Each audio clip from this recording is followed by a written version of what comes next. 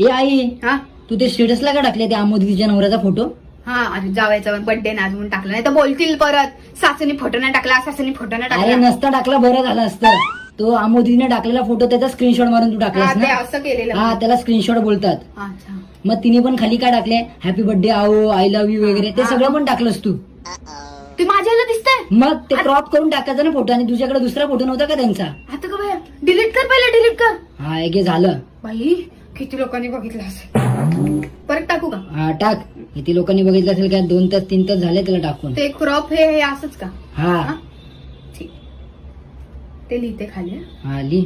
वाढदिवसाच्या खूप शुभेच्छा जावई, तुम्हाला देव उदंड आयुष्य देव, हीच देवाचरणी निबंध प्रार्थना. ली, निबंध. अगं आई, नुसतं हॅपी बर्थडे लिहून विषय संपव.